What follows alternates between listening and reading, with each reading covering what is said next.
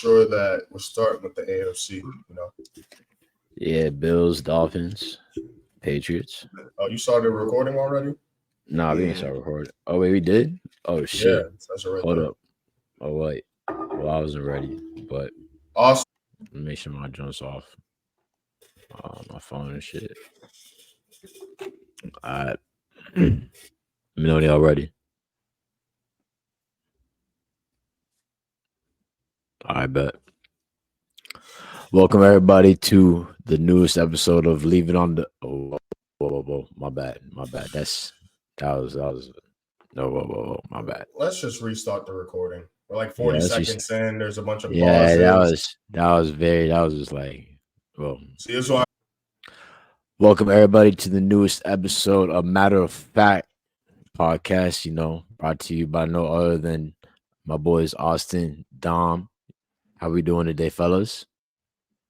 man, Doing I'm all right. feeling good. I'm feeling good. Getting ready to talk about our division. I got blue balls. It, man, you and I both. But we got to start off with No the Diddy. AFC. Yeah, no Diddy, no Diddy for sure. But yeah, I'm your host Eliante. We gonna just go right into the AFC West. So start off with the Buffalo Bills. My It's the question for AFC y'all: East. AFC West or Nah, they're in the whoa, East. AFC East? Whoa. Yeah, Buffalo's on the East Coast. I know. I just peeped that. That was like the one thing I didn't edit because I use a template. My bad. Anyways, all right. Let me just transition from where I was at. Okay. Oh, So let's what just it? what's I up? put that. I put that in the notes that I sent you.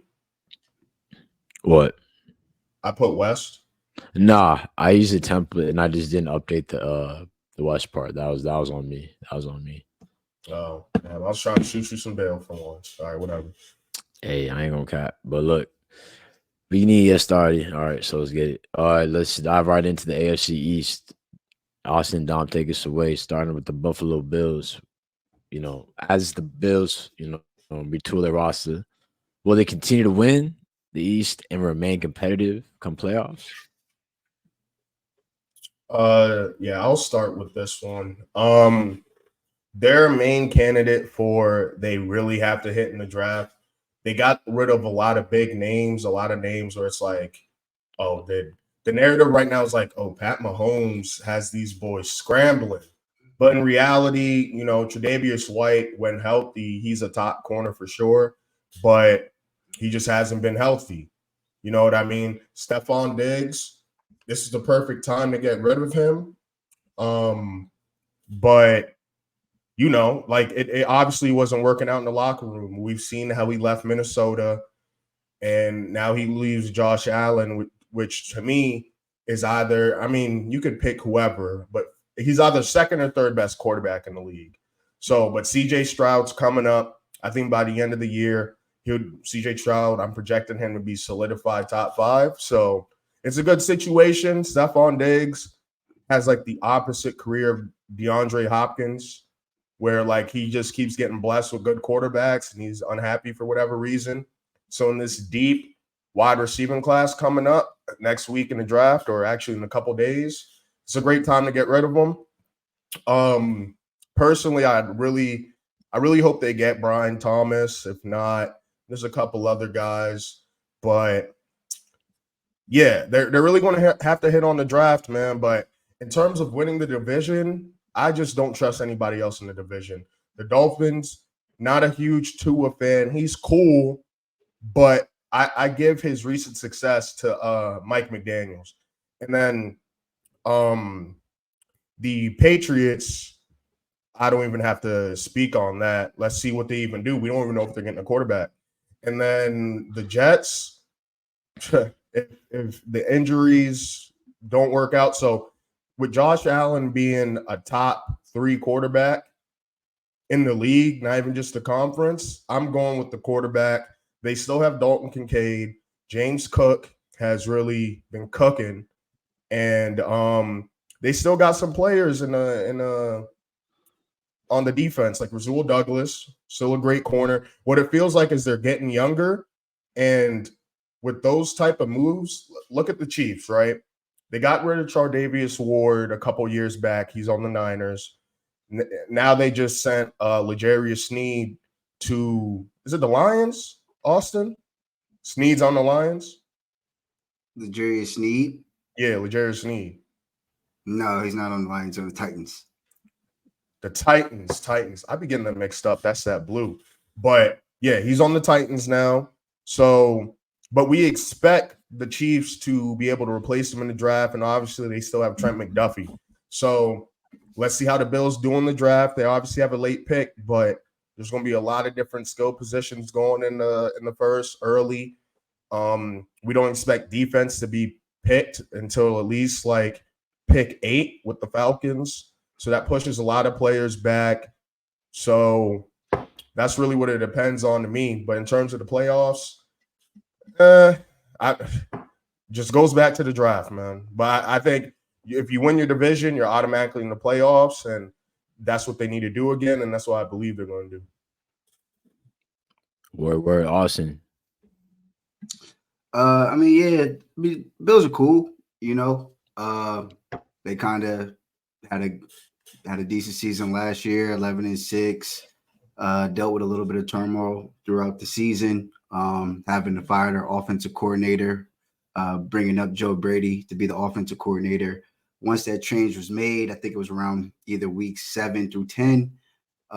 We saw a huge dip in production from Stephon Diggs. Part of the reason for that was because it's believed that Joe Brady's offense isn't really based off of one, star wide receiver, or he can't really scheme anybody, any particular wide receiver open. So, whatever situation happened between the locker room, the organization, they decided that it was a better idea for them to ship off Stephon Diggs, collect a second round pick for him, and, start over, start fresh. They're eating a lot of cap right now because of the fact that they did ship off Stephon Diggs. Don't forget Von Miller. That contract. And then they overpaid for Von Miller 2 or 3 years back. But again, that money is kind of that ship is already sailed. They know they got to eat the money on him. Again, they do have a good infrastructure. Their defense is still pretty solid. They still have guys that are, I would at least say, above average, and Rasul Douglas. And then their slot cornerback right now, it's not showing, but I think his name is Tyron Johnson. But yeah, you would have to go into the 3 personnel, right up there to the defense, and you'd have to go to the actually defensive lineup, and then you'd have to go to nickel personnel. But yeah, for the most part, really, I think only they need there you go, number 7. Yeah, number 7 right there. And I think really, honestly, they're missing a few pieces on defense because they let go of 2 of their safeties. Everybody in the NFL needs offensive line help. But for the most part, I really just got them probably swimming above 500 majority of the season. They do have one of the better quarterbacks in the NFL. So I think he wins them by himself at least 8 to 9 games, maybe only struggling when they have to play, the elite tier teams in the NFL. So I would have them fighting for that division title, and the division games between, the likes of the Patriots, the Jets, and the Dolphins will be the deciding factor on if they are able to win the division. Josh Allen is he's a good quarterback. Like, he is obviously one of the best, but I think it's hilarious. Like, there's games where his first play of the game will literally be an interception, and nobody even speaks on it. They're just kind of like, just whatever. But other quarterbacks. We forgot to mention, Austin isn't the biggest, Josh Allen fan, so we kind of go back and forth on this sometimes. Bro, he's so great at making those explosive plays that he's the modern day gunslinger. He makes stupid. You remember his first playoff game? It was like I'm not making. You don't have to make any excuses of him. You don't have to make any excuses for him. It's not excuses. It's just I'm just giving you the reason why. Yeah, I mean, I appreciate his game too. I just find it interesting. There's certain things that he does do. It's true. Like he he kind of spazzes at these at some wild moments. And but at the end of the day, I still like him as a quarterback, and I respect him as a runner for sure. Definitely 6'5", 237 pounds. Like, that's a tight end. So when he's running with the football, like, people aren't really trying to tackle him. I think that they'll probably compete for the division title again, finishing probably either in first place or second place behind the Miami Dolphins. But yeah, this year I think it's just between the Buffalo Bills and the Miami Dolphins, even in a rebuild year. True, I feel that. And Yeah, I just had in a quick terms of that, follow up. I had a quick oh, follow up go ahead. question though, Mhm. because I had mentioned that, or you had mentioned that, Austin isn't the biggest Josh Allen fan. That being said, I want to see who you think is the number 2 best quarterback in the NFL right now, behind the obvious Patrick Mahomes. This is for you, Austin. I mean, number 2, I guess, is interchangeable. It can be Lamar, given the day. Is Aaron Rodgers healthy? Maybe it could be Aaron Rodgers. I really don't necessarily concern myself with the rankings of quarterbacks. Really, like, if you got one, you happy that you have them, and you can't really get them or attain one if you don't have one. So top 5, top 10, top 15. At the end of the day, this is football. It's team building. It's the ultimate team sport. If you got a guy you believe your organization can win with, you should keep him. If you got a guy that is probably in the bottom half of that tier, or you feel like he's the one that's holding you back from winning, then you should probably be trying to find a way to upgrade the position. Hey, well said, Coach. Well said. Yeah, I Dom, got him personally. I got him number 2. I got him number I had a 2. feeling. You had number 2 because It's like 2A, 2B, him and Lamar. So, like Austin said, it's a little bit interchangeable. I like But that. I don't know what I saw from Lamar in that game against the Chiefs, and I've just seen Josh Allen. Even though he loses, he goes to war with them boys, and I've seen him do it. And what does he not go to war with them boys? Did he go to war with Joe Burrow in the snow Hey, inside? Joe Burrow might have that spot if he could stay healthy, Facts. I right? was just And saying, he you goes to just war you with just these brought up boys. It's like, you brought up Aaron Rodgers, and that man tore his Achilles in like the 5th play of the game. And I mean, you brought him up. Joe Burrow, I like Joe Burrow. He beat the I'm Chiefs just to play the Rams. So like, I'm a big Joe Burrow guy, but it's becoming like a constant factor, because if Joe Burrow or if Lamar Jackson was hurt as much as Joe Burrow is hurt, it'd be like, see, these running quarterbacks, see this whatever, and Joe Burrow doesn't even scramble out the pocket like that. And then so the time Lamar got hurt, it wasn't even on any type of scramble play. He was in the pocket or relatively, moving around the pocket a little bit, but it wasn't like he was scrambling. Lamar is a great passer. okay. So there's no problem with Josh Allen. He's quarterback 2, Never said that. little sporadic, and we can deal with his faults, deal with his shortcomings, because the success that he brings to our organization is uncanny, and we just appreciate him for who he is as a person. Hey, I love it. I love it. Yo, I love it. don't like this guy, man. I It's mean, cool Hey, though. I know why. I know why. It's because he does get shot a lot of bail in the media, but like, it's just right after he does some real nut shit. He does some like, he just won him the game. He mhm. just did this. His deep ball, boom. Oh, he just scrambled for 2 first downs in a row, and then you know what I mean. But yeah, getting nah. off the quarterbacks, Yeah, let's move on. Let's move on to the Miami Dolphins, another AFC East rival. I want to ask y'all: is it a prove it year for Tua, or has he proved enough? Take it away. I'll let you get this one, Austin. That's your boy. I mean, he's not really my boy, but I don't really disrespect quarterbacks. I don't disrespect anybody that is starting in the NFL over 25 games, multiple seasons, and when he's in there, when he's in the lineup, his team's winning football games. Mike McDaniels is the coach over there, one of the better offensive minds in the NFL. The scheme that they run is transcending. It's basically, they literally have a play called cheat. It's called cheat because they created it and it's a cheat code. They run Tyreek Hill in motion, and on the backside of the slot, he just jets off, and you can't beat it. You can't beat it, but Tyreek Hill, they have him. PFF has him ranked first, even though Tua be throwing these little duck balls that he has to run back and get. So imagine. Here's my thing with Tua. Imagine if they had a quarterback. Is it still my go? Is it still my go? Or are we? This is Austin's. This is Austin's. Time to speak. You got matter it. Of fact. And again, Tyreek Hill was almost close to having 20 touchdowns and 2,000 yards. One of the highest rated receivers in the NFL, and also probably had close to, I think he might have even been the league leader in receptions. And he's a big play guy. He might not have the perfect arm for the system that they want to run, but at the same time, it's easy to say that someone's going to come in and do all the things that Tua is doing well in this offense, but then give you more. I think that is something that fans do for a lot of the quarterbacks in the NFL, because they do see these spectacular football players every Sunday, and they're like, well, why can't my quarterback do that? Or why doesn't this guy do that?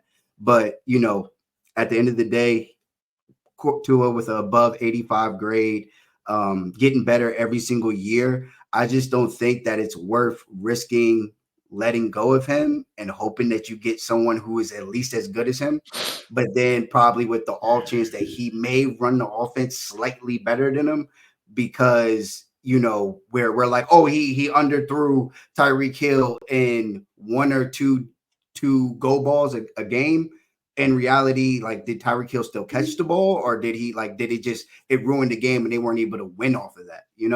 So I think it gets nitpicky when we're talking about quarterbacks, but on the grand scheme of things, Tua Tagovailoa is a good quarterback. He's a leader in the locker room, and when people had a problem with him, he checked them straight up. He told Ryan Clark straight up, "Hey, bro, we Samoan over here. If there's a real issue, we can rumble. We can rumble." Ryan Clark is beating his ass. He's not even like one of them Samoans. Okay, right, yeah, all right. But when he said that, the next day, Ryan Clark was like, "Hey, yo, my bad, bro. I shouldn't have came at you like that." That's not him copping, please. Like that's him being professional. Okay. Well, it wasn't professional to say what he said to start off. And if Tua didn't check him, he would have kept that going. They would have kept that going. So the fact that Tua was decided to say, "Hey, bro, I don't know if you got a problem with me. I don't know what's good, but in my family, we Samoan. We get it rumbling." And he so, I mean, if you want to get it rumbling with 6'1", 217 that's ready to go, you got to respect buddy for wanting to get it going with you. That's simple as that. My thing with Tua and him saying that, it reminds me of when the Broncos, Russell Wilson kept getting shitted on that first year when he was there. And then at the end of the season, his teammates was like, "Yeah, man, he's a good locker room guy," and whatever. It's like, it wasn't like, yeah, Tua checked him. It's like, Tua finally, you know what I'm saying, spoke up. It wasn't finally. It wasn't finally. It was finally. It was at the beginning of the season. He was like, "Listen, I see how y'all do some of these quarterbacks. I see how y'all talk crazy to him, talk crazy about him, and they don't say a word. No. If there's an issue, what's up?" And they put respect on his name for the rest of the season. After that situation, they wasn't walking around calling him thick no more. Hey, who? Russell Wilson or Tua? Tua. I don't know about that Russ stuff. That has nothing to do with this. That has nothing to do with what I'm talking about. I just don't remember. I really don't remember him calling him chubby. But here's what I got asked. I do, and I respect that. Yeah, but how many times and how many different hands are in the pot to get rid of this man since he's been there? And a follow-up question is, how much money do you think he deserves? And I know, like, the actual number aside, because the salary cap goes up every year, the quarterback market goes up every year, but do you think they should tie themselves to him long term? because I think we've seen his ceiling. Who was the quarterback before Tua? Who was the quarterback before Tua in Miami? Ryan Fitzpatrick. Okay, and then before Ryan Fitzpatrick, who else was there?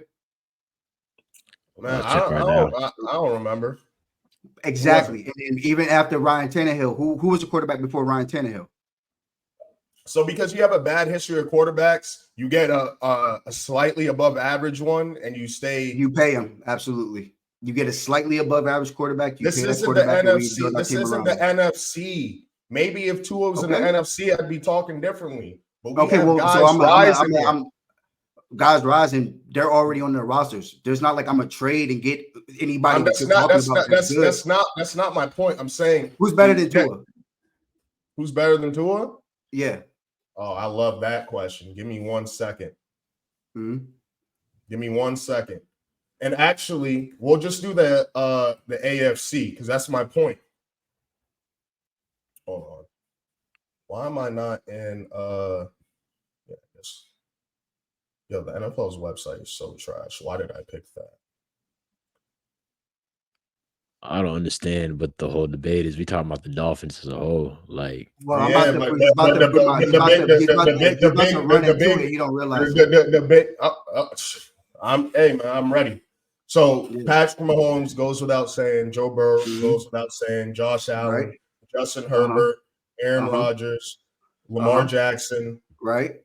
Are these niggas in the AFC? Yeah. Trevor Lawrence. Right. Deshaun Watson's we don't know. Okay. We don't really know yet. CJ Stroud, he's already better. Okay. Damn. That's a lot of quarterbacks. Okay, bro. So there's 8 quarterbacks better. Wait. How many of them are going to be available to the Miami Dolphins? How many of them are going to be available to the Miami Dolphins? I'm not saying there's a better available option because we do agree on this. Okay, so that's why. So that's why he gets his money. I think he needs to take a little discount so they can improve the roster because they just lost Christian Wilkins. Well, they need to continue to improve. That's his agent. His agent's going to deal with that. He signs a contract that his agent presents to him. Dom, I have a question for you. Hold on, Dom. I have a question for you specifically, and I just want you to look at it from a GM perspective and also player perspective. You know, when you've been playing for an organization and you literally, almost died on the field, that hit he took was very scary, and that's not really the point. That's another reason not to go ahead. Hold on, let me just finish what I'm trying to say. If you were Tua, and I mean, like, you see the screen, you see how he's improved every year. You know what I'm saying? In terms of Mike McDaniels. Okay, you can say to Mike McDaniels, but wait, let me just finish my question, please. Exactly. They did all that for Tua. Yeah, and he underthrows balls. So what if they had somebody? How many balls a game is he underthrowing? Hey, look. The question is, any quarterback that has, regardless if it's Tua. If Michael Penix falls in the second round, they need to go get Michael Penix. He's left-handed already too, and throws a perfect deep ball. And I think he would perform a lot better than Tua does in that offense. Yes, Dom. If Mike Penix falls, what coaching tree did Mike McDaniel come from? But you said Mike Penix drops to second, right? I said if, which is unlikely, but still. Okay. So like we're hypothetical, you know what I mean? Like it is hypothetical, but players drop. Players drop, but quarterbacks don't. Quarterbacks typically don't. Sure, but what if it's at the end of the second? I mean, in that perfect game scenario, let me rephrase the question, please. Okay. Let me just rephrase the question. Okay, any player that comes in and progressively makes, strides forward as a quarterback during their rookie contract, are they not obligated to receive a max contract? That's what I'm trying to ask. No, they're going to get the max. No, they're going to get the max if they're good. Not in the AFC where the kid can't play in the cold. He can't throw it in the cold. And when is playoff football played? In the winter, in the depths of winter. He can't throw in the cold. We're worried about if he gets another concussion or two. You just brought up. Are these we know this for a fact? You got shit to back up that he can't throw in the cold. They're saying they're literally like, okay, you got to present that. We got to see that. Okay, we have to see it, bro. Yeah, You we can't need say that. We need the facts. oh, this man can't throw in the cold, and it's like, Hey, that's the eye test. That's the eye test, but there's stats to back it up. I believe you. I'm sure. I mean, I can pull up Tua's stats in games. Yeah, where go he ahead. played. Yeah, go ahead. Yeah, I can go do ahead it. and bring it. Yeah, because all right, let's actually let's see what's really popping because it's a.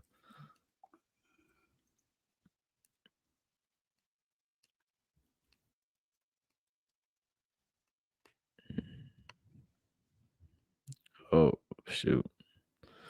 Don't Okay. hold on. Hey, hold on. I'm just saying. It says The Dolphins. Hold on. The Dolphins have lost 10 straight games where the kickoff temperature is below 40 degrees, right? Which is the longest active streak in the NFL.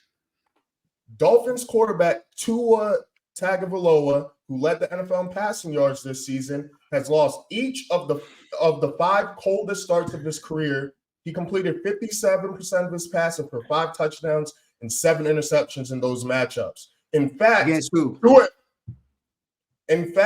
Tua is 6-13 in games under 70 degrees, 23-4 in games 70 plus degrees. He plays in Miami. But what you Wait, so we're saying he can't even throw the ball 50 degrees outside? So you're saying he can't even throw that boy is fragile. 50 degrees? Hey, you're saying he can't throw the ball 50 degrees outside? Austin. Let me just get to the chase here. Austin, Tua is 6-13 in temperatures under 70 degrees and 0-4 under 40. So you're saying when it's 57% pass rating. This is that's all I'm saying. The fact. I'm not saying that what Dom's saying. Because it's 65 degrees outside. I'm not saying. Why are you nitpicking the higher end of 70 degrees? Because it's like, bro, that's not like that. Because it's all just so much that goes into this shit. You're cherry picking the easiest thing to go after. It's not my fault that they're saying 70. I wish I came more prepared because I didn't realize. Well, wait, where's your preparation to prove to me that Tua could perform in these conditions? Where no, I'm saying that he can perform in general. It's not about performing in general. It's about that they have him on the team. I'm not going to try to find another one. You traded for Tyreek Hill and you're paying Tyreek Hill. That's why you just lost a D tackle. You have Tua on a rookie contract. D tackle's not important. That's the reason why y'all lost to the damn Packers in the playoffs because they're running down. No, that's not the reason we lost to the Packers. Man, that's part of the reason. If you guys had some better run stoppers in the middle, it would have helped, and that's why y'all drafted D. Really? So in the first round. Wait. But why did somebody that was actually on that football team that played that day said that? Yeah, bro, it wasn't. They didn't beat us running the football. Hey, we'll get to the Cowboys later, bro. All I'm saying is, and I'm standing on this. You can stand on all you want. What's the upgrade? So what's the solution? What should they do? So that you don't want them to have Tua. They should pay their money. They have to hope that some dude drops a second. Did I say they should get rid of Tua? I'm saying they shouldn't overpay for Tua. He hasn't shown me enough to pay for They don't have to overpay. They're just going to pay the going rate. They're going to pay the price. And you're going to say that it's overpaid. That boy they're really just paying the price. That boy needs to take a discount for the sake of the team. But it's not his negotiation. He has an agent for that. His agent does that work. Players don't do that work. I'm not saying they do that work. Obviously, it's the agent. But let me ask you this. Maybe it's not Michael Penix. But do you think it's realistic that they take a flyer in the later rounds on a quarterback? And I'm not talking about 6th or 7th round. I always think that it's realistic that good football teams, take flyers on quarterbacks in later rounds. And I'm talking about even like 3rd through 5, like the second day, the early in the first, like the 3rd day. Every organization that's good at football should be taking flyers on quarterbacks. The Dallas Cowboys. Do you think the Ravens, the Chiefs, the Bengals are going to take a flyer in the 3rd or 4th round for a quarterback? I think that the Ravens for sure would. I think that the Ravens would for sure. The Bengals definitely. I mean, bro, a backup quarterback, like you can act like it's not important, but if you can, I'm not acting like it's not important, but the 3rd and 4th round, there's a plenty of good players in those rounds to fill holes in the roster because you're trying to win now and you believe in your quarterback. Now, if you don't believe in your quarterback, yeah, take a flyer in the 3rd round, just like the Titans did with Ryan that's kind of Tannehill. crazy to Even say. though he performed, what? I don't to say. Oh, Ryan I don't Tannehill went believe deeper my in the quarterback, playoffs than so I'm Tua. gonna pick a 4th rounder. I don't believe my quarterback, so I'm gonna select a 4th rounder. Like you would select the That's 1st rounder literally if you don't believe in my quarterback. There's levels to belief. Right. There's that's levels. what I'm saying. So it's like Fellas, you're not doing the question is, do y'all believe Tua has proven himself? Hold on, Elias. Man, you threw me off my thing. What's the question? The question was, I'm just saying the original question I had asked was, is it a prove it year for Tua or has he proved enough? That's all I was trying to ask. The team has showed that's a prove it year. That's why he doesn't have a contract. This is a prove it year. So that's Dom's piece. And Austin, what's your piece? I think you made it pretty clear. The earlier the better. When it comes to quarterback, the earlier the better. The earlier the better, man. Is it a if you don't know year? No. I think they're going to end up extending them, and I think it's going to cost them about $10 million. The earlier the better. Everybody who's watching this, please drop a comment. Let us know. Do you guys think is it a prove it year for Tua, or has he already proven himself? Let's settle this debate amongst, we want y'all opinion, because clearly there ain't gonna be you know what I'm saying, no common ground right here. But we got to go on ahead to the other team we got in the division, no other than the New England Patriots.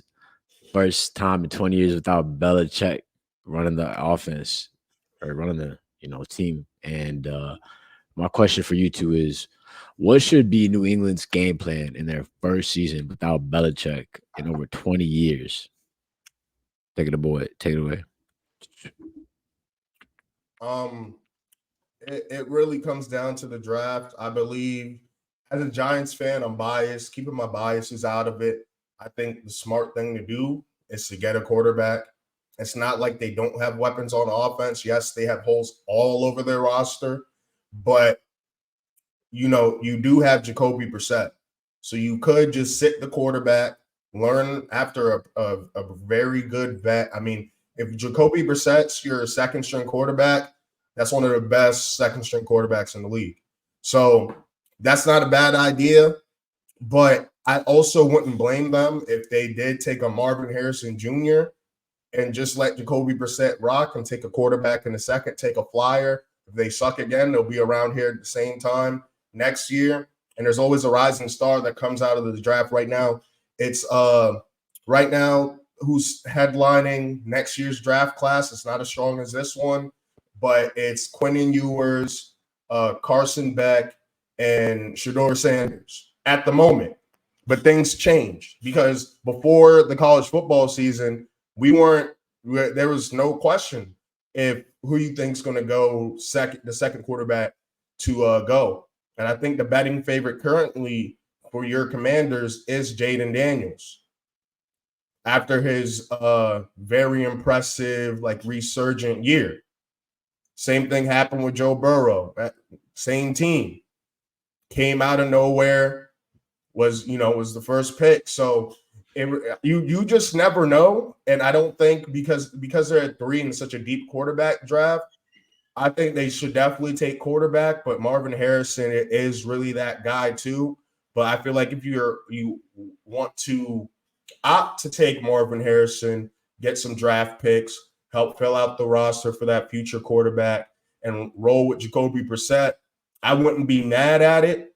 Just make sure you're getting some good draft capital. And now that Bill Belichick doesn't have his hand in the cookie jar with the drafting, because over the years he's shown he's not that good at that, then do that. But draft picks sound good until you still got to hit on the draft picks.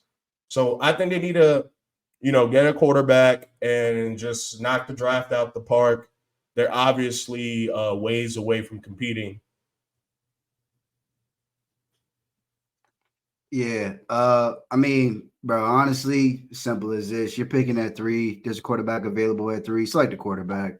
We're not out here trying to reinvent the wheel. We're not out here trying to get cute, especially with people that got their real jobs on the line. You know what I mean? Like, this is a first-year head coach. So, he's kind of going to be attached to this decision right here.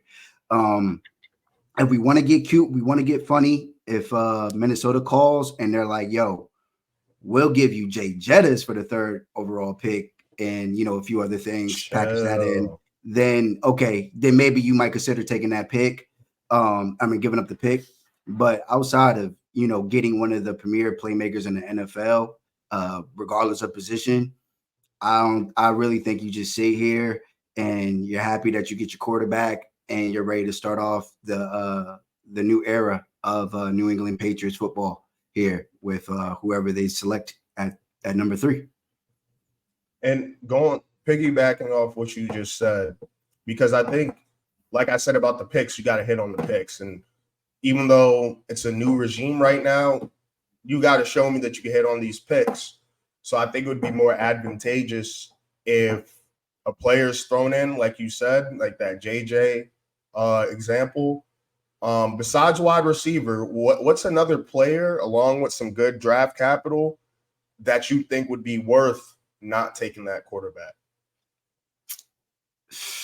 I mean, honestly, for them, I couldn't imagine it. I wouldn't even imagine Patrick Surtain. And I love Patrick Surtain. Dallas Cowboys wanted Patrick Surtain more than they wanted Micah Parsons in the 2021 draft. But personally, I mean, if it's for a wide receiver and then you got all these picks and basically assets to take shots at quarterback. Outside of that, I mean, I really wouldn't do it. Like left tackle, we can just go ahead and we can try to pick one. We'll pick Blake Fisher with our second round pick, or we'll try to do a Cooper Beebe with our 3rd round pick if he's still wait, not second round. Like, so let's say they get a good player. Let's say they get, I don't want to do a corner, even though Gonzalez and Surtain would be dope. Let's do. All right, because I feel like if they were to do this, right, you trade back in the 1st round. It's a deep receiving class, so you could get another receiver and draft a quarterback in the 2nd. Like, would be a decent quarterback to take in the 2nd. I don't know, kind of fun. I guess it depends I guess it depends on their intel, what they. It would probably be there. It would probably be like Spencer Rattler. I could see Spencer Rattler being the next quarterback taken or something along the lines of that. In the 2nd round. That's a good one. That's a good one. And with the Patriots, he's obviously matured over the years. And he's clearly faced a lot of adversity. So I wouldn't mind that either. I don't think that's a bad option, just because you do have Jacoby Brissett there. Spencer Rattler could learn from him. He has, plenty of experience. I don't think it's the worst idea, just because, I mean, this is just simply a terrible position to put a rookie quarterback in. Like, simple as that. I really like DeMario Douglas. Kendrick Bourne is cool. Not very high on Juju. He doesn't really get separation. Hunter Henry's hit or miss at times. And then Gibson. What happened to Ramondre Stevenson? Why is Ramondre not there? Well, Ramondre. That's a good question. You said what, Austin? Antonio Gibson. They signed Antonio Gibson. So he's automatically higher on the depth chart. Well, I mean, he probably has the better grade. Who knows? I don't know. Yeah, just to be cute, I guess. But that's not a bad tandem back there. So yeah, I mean, but at the end of the day, I mean, me and Austin agree they should just take quarterback, because as we've seen with CJ Stroud, even though he was in a way better position in terms of coaching, because that's the other part of it, right? Gerard Mayo, pretty much a first-time coach, obviously played with the Patriots back in the day. It was kind of a contingency plan that I believe was in his contract to get that job. So it was kind of a foregone conclusion.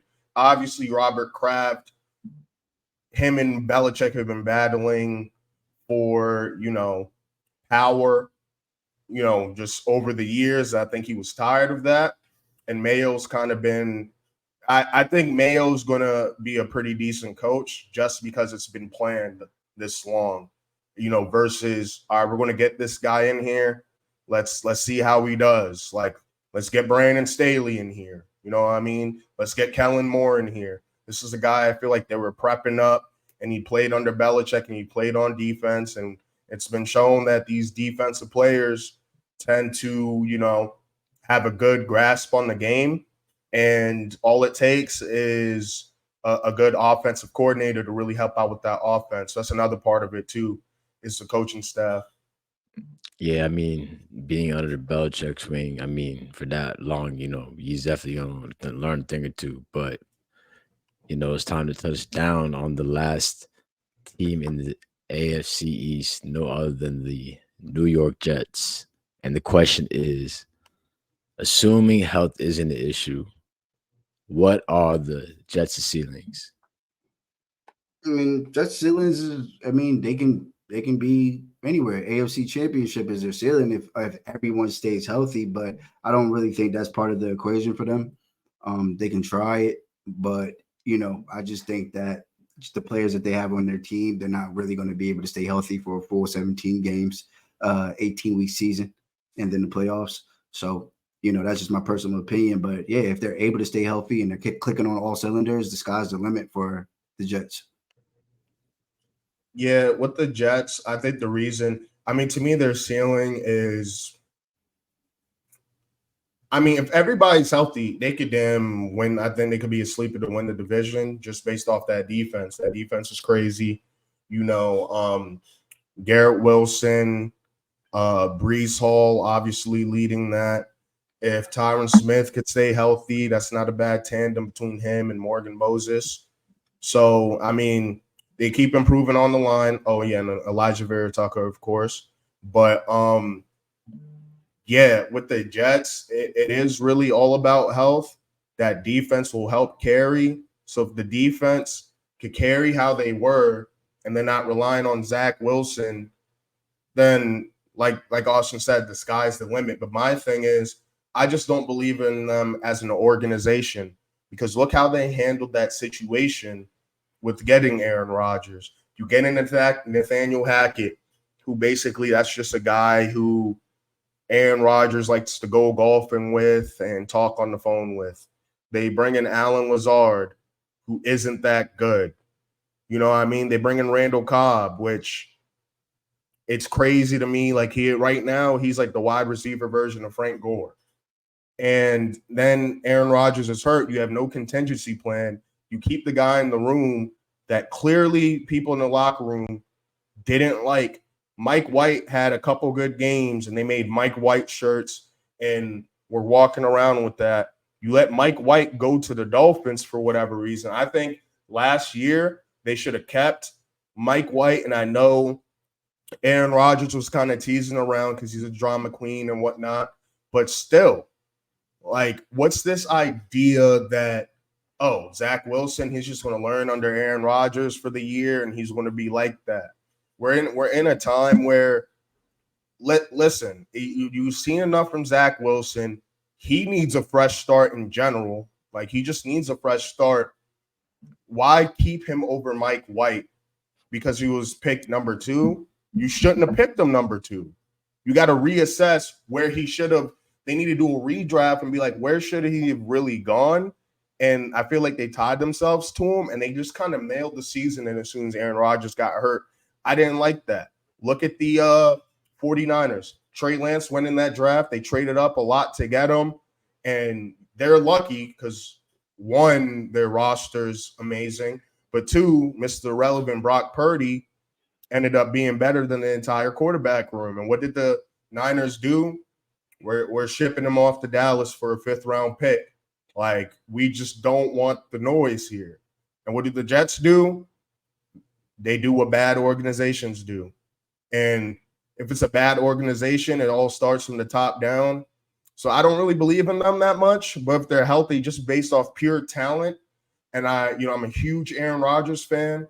If he could be what he was a couple years ago, they stay healthy and they hit on some picks, they definitely need another receiver. They just picked up Mike Williams, but injury history. That's why if Mike Williams could play full seasons, the Chargers would probably still have him right now.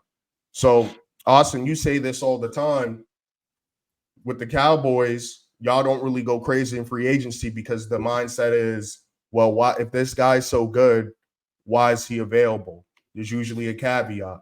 So yeah, I mean it's really all on health, and hopefully they have a plan for if Aaron Rodgers happens to get hurt again. Hopefully they have a plan if Mike Williams happens to get hurt again. Hopefully they have a plan if Tyron Smith misses half the season or something like that.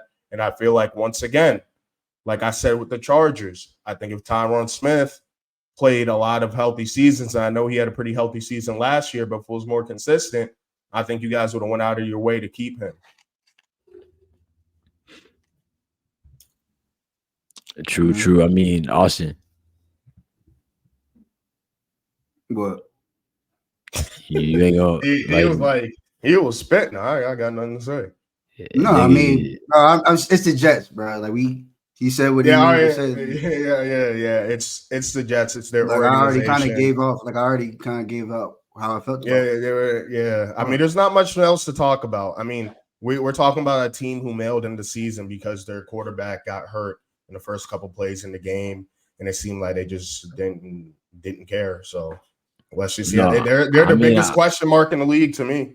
I mean, the only reason I said that is because, Coach Austin always, what I'm saying, he always got that, like, little piece of game to add to the end of the segment. But just to let you know, Austin doesn't give a damn about the Jets. Like, I mean, it's been clear. It's quite evident now. I mean, yeah. We just witnessed for future reference. The Jets got to show Austin, and then maybe we'll have more opinions. But I think Austin just doesn't like work wasting like brain power on these guys. Hey, So, I respect it. I respect it. And time. I need to refill my drink, take a piss, bathroom break. Well, I got it, bro. I got to rock. I got 20 minutes. So we got 20 minutes. It's my sister's birthday, and they going to P.F. Chang's at 8. So. 20 minutes is not enough to cover the NFC East. So I guess we could just have this one and then do the next one. What, tomorrow? Yeah, when I get back or whatever. I mean, I'm going to dinner with my mom and my sister, so I don't think I'm going to be like throwing back. Are you going to be straight, Elias? We could just do it later. I mean, like later tonight, of course. Yeah, for sure. All right, let's do that. So we'll just end that one there. Yeah, that was still pretty good though. All right, we got through all the divisions though, right? Yeah, we got all the teams. We just got the NFC East left. No, I'm saying we got through all the teams though. Yep, we got through all the teams. Yeah, and the AFC. Okay, that's perfect. Yeah, that's perfect. All right, it's a good time. Just hit niggas when you get back and shit. Yeah, I mean, as long as it's not after like 11 p.m. I mean, it's midnight. I don't even know. It's PF Chains, not Nobu or something. Hey man, all right, bro. Yo. Hey Chinese.